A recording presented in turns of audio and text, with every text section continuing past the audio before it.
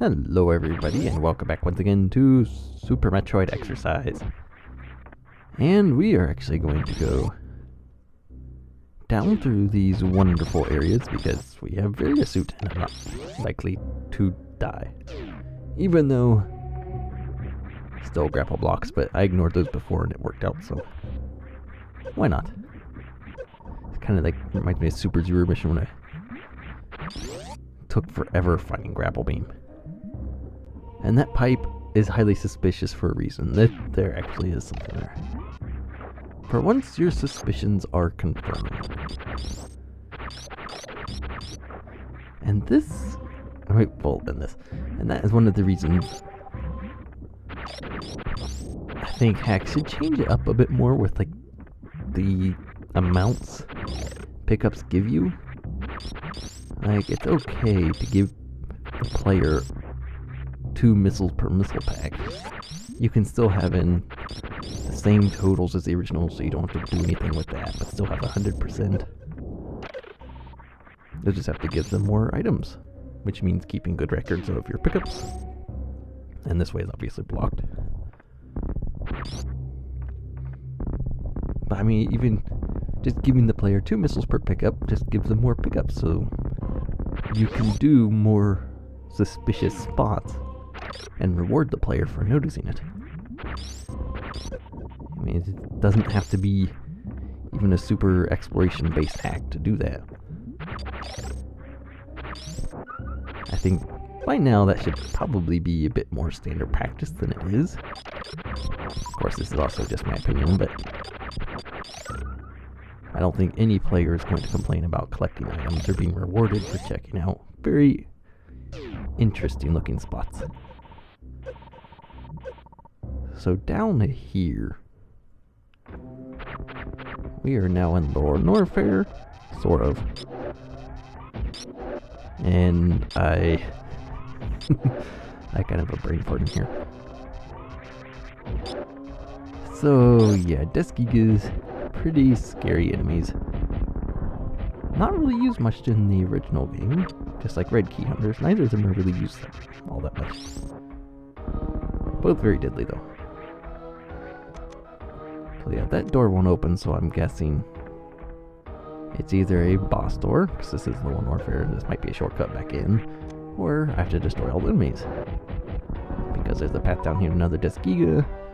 It might be a destroy all enemies thing. And this is kind of... Yes, these things deal an energy tank of damage. And it's hard messing with them sometimes because, or a lot of the times, and that's still not open. I do not believe that opens until Ridley. Maybe Gold Trees will, but I'm pretty sure it's Ridley. But these things, you cannot really spin jump on them that well. And yes, I just got hit again. It's like, there must be something in here, right? And then I die because there's one in those blocks there. And yes, there is a super missile down there in the bottom row. However, I don't go back. Because, you know, that would not be how I played this hack very well. So, anyway. I pretty much decide over here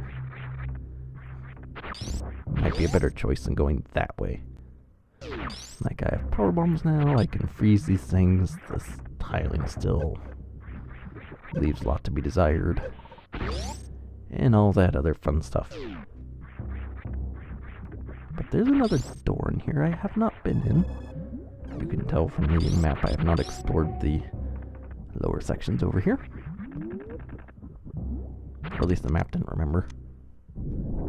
And we have our power bomb explosion and everybody's happy. So these are other things like drop power bombs, but you could go a while and not actually have it drop any. And once again, good purple bubbles. I want to point that out to the left because there's not a lot of the tiling I can point to as and say, I like this, this is good. There's just not a lot there for that.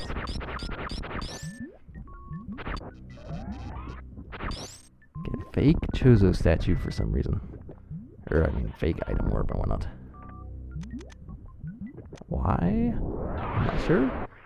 It's a nice little juicy power bomb back here. Why they just didn't have it. You see, here's something else. You could have had a power bomb in there and had another expansion hidden in the room in a suspicious spot. Not that hard to do. Just might have to lower the totals. And I was just checking out my map because I'm like, this can't be it. There has to be another way through here. Which there is. But yeah, if you do go that route with the pickups or whatever being less, having more of them so you can reward the player for looking in suspicious spots. If you do go that route, you have to be very careful to make sure that all of your indexes are correct. Because every item is indexed. It tells the game whether it's been picked up or not. So, if all your items have the same index, once you pick up your first item, all the others will disappear. Because the game assumes you've picked them up because that index is collected. But it won't give you those pickups. You will be stuck with whatever that first item was and then nothing else. And I have had to redo Fear's item totals, not item totals, the pickups, a lot. And yes, you can fall down through the wonderful bubbles and get back up. But there's an item down here, even though it doesn't show it on the map. You can tell those very suspicious looking bubbles over there.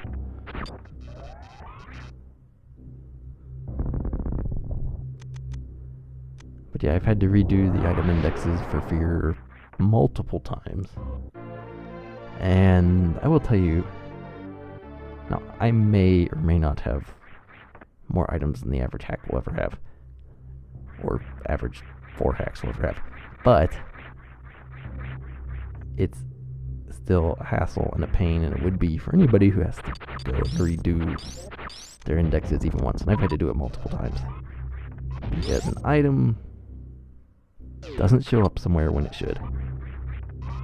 And that means you have to go through all the indexes all over. Once you find a mistake, you have to redo them all. Or if it was just in the last few you made, in that case you caught a break and you can just redo the last few. It's still a hassle, so keep good records of your indexes. And more grapple blocks we can't through. I recommend doing them. Besides marking down what indexes are used, what I do to help myself out, because I'm very bad with stuff. And there's a path through. Here's a power bomb block somewhere in here. Because obviously we're not getting through that door. But what I do with the indexes is, besides mark them used, I mark what room they're used in, the room header, so I can open that room and smile if I need to look at it. I have the, what is it? The total up to that point, I guess. So like if I have a missile here, this is like, oh, here's, just in case I need to know the totals for something. For the ending for when I go fixing the item percentage, because my ending percentage will be way off. When I get to fixing that, I'll know my totals because I have them marked down. So I suggest doing that as well. If you're going to change the totals, if you're going to keep the original totals or whatever, then you don't need to worry about that. But if you are changing it around, you will need to worry about it. So keep track of that. And we are actually very nearly, sort of completely done exploring Norfair. What we can get to. A lot of that is lower Norfair. A lot of the rest of the map is. So there's not too much we can do there yet. What's this one? Now this room has a dot. I was like, has to be good, right? It's like, oh, maybe this is not good. This is one of those maze rooms, right?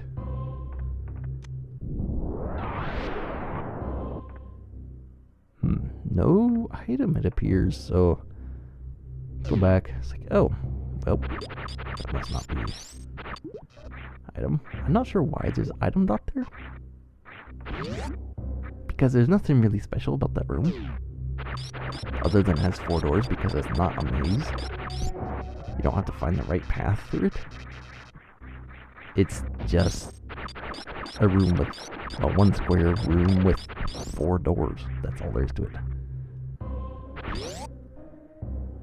And if the Stokes were any indication, it appears we are getting close to Crocomire. Which is actually a really good indication of Crocomire. He's using his tile set with a nice purple palette. The same palette used on the bubbles, I might add.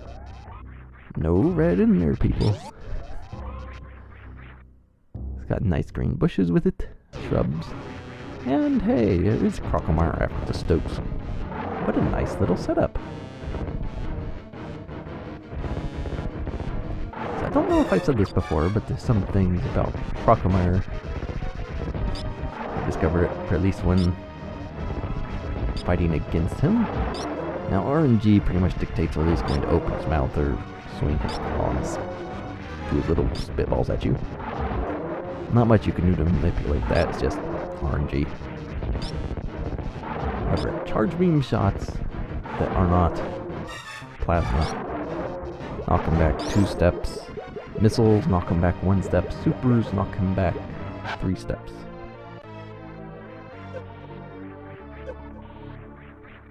So you can use it. So if you only hit him with 1 missile at a time, not going to get very far, especially if he comes back at you pretty fast and you miss your missile. Because then he'll just take a step and undo what you just did. So I recommend using charge beam. But if you use missiles, at least try and hit him with 2 every time. That way if you do miss something, it takes a step forward. You're not losing all your progress. So yay, another energy tank. 4 out of the 6 I collect. Grand total of 6. And this is blocked off to us, obviously. And why there's a holds up there, I am not sure. I think it's just for decoration. But we have been on the other side there. That is where the grapple block was, where I ended up dying afterward. And in this little face, there's an enemy spawner and nothing else. If you need refill, these are some of the best guys to get it from, because there's 5 of them. And we have a door we can get to down here. Hooray. Back into green bubble land, for some reason. Has good purple bubbles, and it uses green bubbles a lot. I'm nothing against these green bubbles, but when you succeed at making good purple bubbles where so many fail at it, you should show them off a little more. Just my opinion. And all the weird tiling. Again, very strange tiling in this hack. I am not sure exactly what's all going on with it. But this is your reward, the grapple beam. So it's hanging out over here. It's obviously a locked door's one way. We can't get that way because that's lower Norfair. That is quite locked. This looks suspicious, but it really isn't. Just don't tell me that because I was very sure it was very suspicious, but it's not.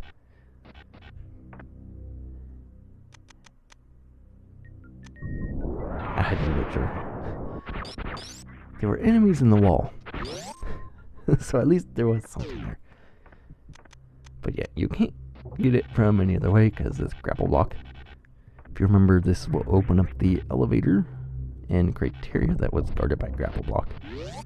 So right now I am very curious about that. Another thing is, I was quite happy I got grapple beam way earlier than I did in Eerie.